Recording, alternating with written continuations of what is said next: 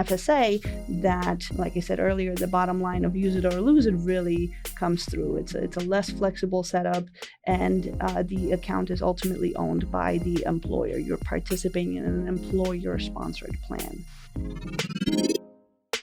You're listening to IBKR's Census Security.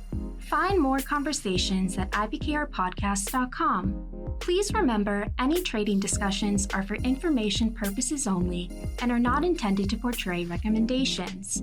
Please listen to further disclosures at the end of today's episode. Now, welcome to our show.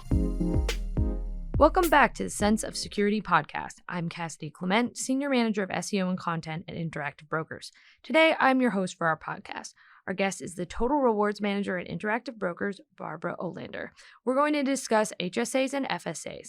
These pre-tax accounts offer a way to pay for healthcare-related expenses. However, there are some core differences between the two. Welcome to the program, everyone, and welcome back, Barbara.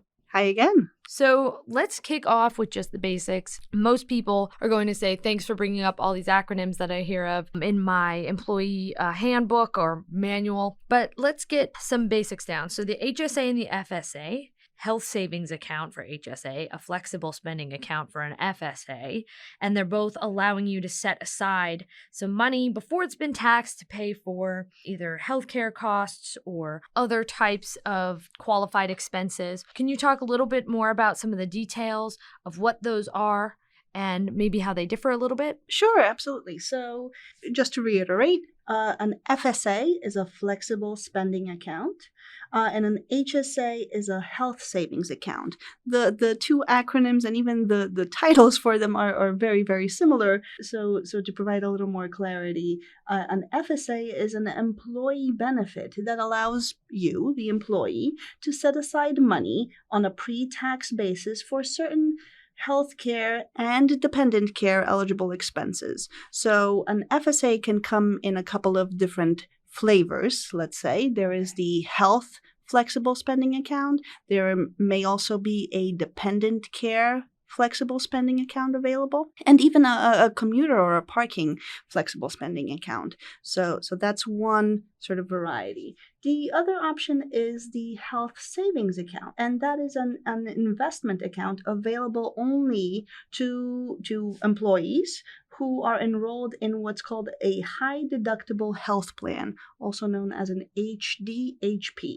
Here, in order to be eligible or have a health savings account available to an employee, the employer must be offering an HDHP type medical plan. So, important criteria to start with. Right. And then these qualified medical expenses, these are the typical things that I have heard of when I was on a previous plan, are things that would technically be those medical expenses, so some doctor's visits, lab tests, etc. And usually you could determine the best ways to spend this when you look at the actual FSA and HSA eligibility lists, which we have spoken about before, and those can be found online.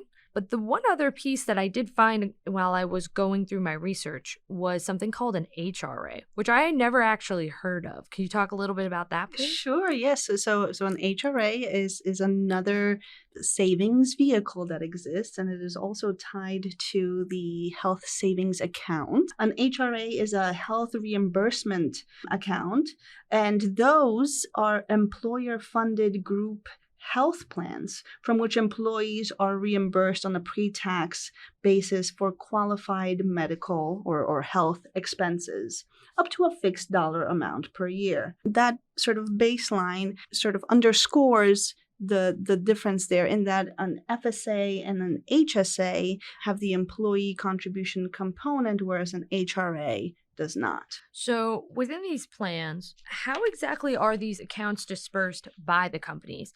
In my previous experience, I remember getting like a debit card almost. I know some people may get like a transfer of funds or a check. What's the usual distribution style for these plans? The mechanics of the distributions frequently depend on the vendor that the employer uses and the actual account setup. But in general terms, the employee elects or has a plan available to them, which contains some amount of money. The employee then incurs one of the eligible expenses, as mentioned before. So, for example, a doctor's visit contains a copay, a small amount of money that they're responsible to pay, and then they get to recoup that money either through the use, as you mentioned, a debit card at the time of the doctor's visit, or maybe there's a claims process, meaning the employee is required to prove that they have paid for an eligible expense, and then they are reimbursed that amount of money following a claim submission. So it could be a direct payment, it could be a check, it could be a debit swipe. And there also is that reimbursement factor that you had mentioned, where you would pay initially and then look for the reimbursement after. So some additional details that would be on HSAs and FSAs. I know that given your job, you have a lot more information on how exactly these compare and contrast than the usual person. But as far as I know, from the general research and exposure is, as you mentioned, the high deductible is what you would need for initially seeing an HSA. You can try to lower your overall health costs with this. And if you have the HSA eligible plan, you have withdrawals that are tax-free because it is pre-tax, right? What are some other pieces that help with that comparing and contrasting of these plans? So, again, to try to touch on the differences between HSAs and FSAs is probably to say that an HSA is specifically tied to that high deductible healthcare plan, whereas an FSA, it would be probably a little more flexible for an employee to use. They get a little more freedom in deciding whether they wish to or wish not to participate with their employer. Now, if we look at differences such as who owns the account, both in the HSA and the FSA setup, the employee owns the account, meaning they direct the contribution amount and how they use it. One difference that may exist is who, in addition to the employee, is able to contribute. So sometimes an employer may be willing to provide additional funds for the employee to use. That's not a requirement for the FSA accounts. So what are some contribution limits for these accounts? I'm sure they exist. Yes. So because these are tax-based accounts, the IRS decides on how much an employee can contribute in any given year. For the HSA account in 2023, the contribution limit for the year is $3,850. The employer can contribute $1,000, and then obviously that would mean that the employee would contribute $2,850. There is a potential for an additional catch-up contribution of an additional $1,000, but that requires an additional consideration for employees' age. And then are there contribution limits for the other item, the flexible spending account, the FSA? Yes. So again, it is based on IRS limits or contribution limits. In 2023, the healthcare FSA contribution limit is $3,050. So $350 or $3,050. And if we were to quickly take a look at the dependent care flexible spending account, the contribution limit for that particular account is $5,000 per household. Or if you are in a household where you are filing separately, the limit would be $2,500 per eligible adult or eligible employee in that setup. So when I was doing some research for FSAs, I noticed something that I really didn't totally know, which is the employers aren't legally required to even offer an FSA, and it tends to be a use it or lose it system. So your funds may expire, where in an HSA, there are some potentials for earning interest or maybe rolling over or something like that. Is there any other additional details for the FSA HSA comparison that's worth noting? Yes, so the FSA plans are very much use it or lose it in a particular year. So the one note of caution for our listeners would be that when they have the opportunity to elect a contribution amount into an FSA plan, they really should try their best to estimate how much of an eligible expense in total figure they will have for the plan year in which they're making the contributions. So for example, let's say your opportunity to enroll for the 2023 plan year is now. We're almost we're in September right now. That leaves only a few months into the calendar year. The best guidance would be to try to estimate how much medical expenses you will incur, how many maybe prescriptions you will be paying for, things that normally you would pay for out of pocket, and then use that as the sort of contribution amount to elect. If you elect too much, the best option that may exist with your particular plan is that the plan allows you to roll over a small portion of your contribution. However, if the rolled over amount is not used timely, it will be forfeited. So again, use it or lose it is the bottom line with FSAs, and it's important to note. Got it. So mainly when you see all of these different acronyms and everything floating around, you may think, this is great. How do I get into both? And as far as I know, that's not really possible unless you go into some limited purpose FSA or flexible spending account, because you can't contribute to both an HSA and a flexible spending account in the same year, correct? Right. So as we mentioned before, right, the HSA requires you to be a part of or eligible for a high deductible plan. The FSA has different requirements. So the compatibility of both or the ability of both to be offered doesn't really happen. It would have to be a very specific circumstance. More likely that the HSA will be available to, let's say, one individual in the household, and an FSA would be available to another individual in the household. So in that way, I guess technically the family unit could be participating in both. However, it's more likely that it's individual plans. Right. So then as the one individual, if you wanted both, that really wouldn't happen. It would be an HSA, and then if you're lucky enough, the limited purpose FSA, which would then maybe be something like things that aren't covered under that main insurance policy. Maybe it's dental or vision or something like that. So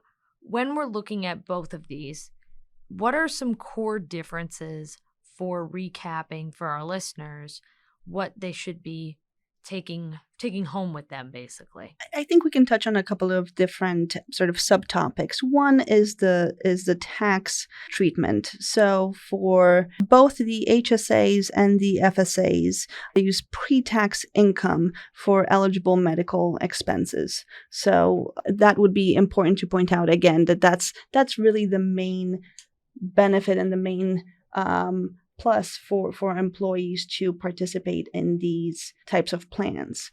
Flexibility, on the other hand, with an HSA, the individual has more control over the funds and what happens with their use, whereas with an FSA, that, like I said earlier, the bottom line of use it or lose it really comes through. It's a less flexible setup, and the account is ultimately owned by the employer. You're participating in an employer-sponsored plan. The rollover options, FSAs, again, typically don't allow you to roll over, but there may be a small amount that you're able to roll over to a future year. Contribution limits are slightly higher with an HSA, though again, because they are IRS prescribed, they change over time. The account interest. So with an HSA, the account acts similarly to a saving account. It earns interest over time. The FSA, on the other hand, the money that you put into it, though, on a pre-tax basis, doesn't earn any interest. Now, as we've pointed out earlier, eligibility for an HSA requires that high deductible health plan. So if that's not something that is available to you, HSA will not be. And for the FSA, you must be enrolled in the plan through your employer. So it either is or is not available. Got it. And then for people who are an employer themselves or maybe self-employed, is there some difference between the accounts for how those would be applied? Well, the short answer is yes. For self-employed people, there are many details to consider. You're not eligible for a self-employed HSA if you are covered by your spouse's health plan insurance plan, especially if that plan isn't again that HDHP, high deductible plan. For an FSA, if you're self-employed, you won't be eligible for an FSA. They're only eligible through an employer. So if you're just freelancing, that's probably not going to show up for you as an option. So based on a lot of these things, what I'm gathering is that flexibility is the biggest piece when looking at these accounts for what works for you. So we're talking the contribution limits, rolling over. If you leave a company, it seems that HSAs are way more portable, transportable, rollover potential, etc., whatever words you want to use, versus an FSA, which is don't use it, you'll lose it type of scenario. So we covered a lot of the differences and the items here. What are some normal circumstances for an HSA and an FSA? So I know for an HSA that normally you can use it on some qualified medical expenses, things like the lab tests and doctor's visits and things like that. But I do know for FSAs, sometimes there's a commuter element, like a transportation element. Could you give some examples of different ways that these items could be used? I know there's a list online of what's qualified for each, but just for a general perspective, give people some understanding. Absolutely. So this is, I think, one of the better features of an FSA plan, in that there are a couple of different varieties of a flexible spending account. As we've already talked about, there is the health or medical flexible spending account. There is also the dependent care flexible spending account. And last but not least is the commuter benefit or parking benefit, again, depending on how a particular employer has it set up. Now, just to very quickly recap, the health or medical FSA pertains specifically to medical or eligible medical related expenses, so just the copays and things like that we've mentioned. Dependent care flexible spending account allows you to set aside money on a pre-tax basis for childcare. So if you are a parent of young children and maybe they attend daycare or summer camps, those would be some examples of eligible dependent care expenses that could be covered by your dependent care FSA, and therefore provide a little bit of a savings, again, on that pre-tax basis contributions. Now, touching on the specific part you mentioned, commuter FSAs allow employees to set aside money on a pre-tax basis to then use on eligible commuter expenses. So think about commuter railroads. In New York, there's the subway. In Chicago, it's the L. Whether it be buses or other forms of public transportation, those would be eligible expenses that could be paid for on a pre-tax basis. Parking, as long as it is not at the residence of the employee, would likely also be covered. Obviously, please review the details of your situation and if a parking FSA is available to you through your employer. But yes, an FSA could be a really great solution. It could be a financial savings opportunity, but in order to use it fully, you have to be mindful of your sort of expected expenses as well as your usage for particular items. In general, these benefits may cover most of what can be used by the individual themselves, but you have to do your research, see what applies to you, see what's covered or not.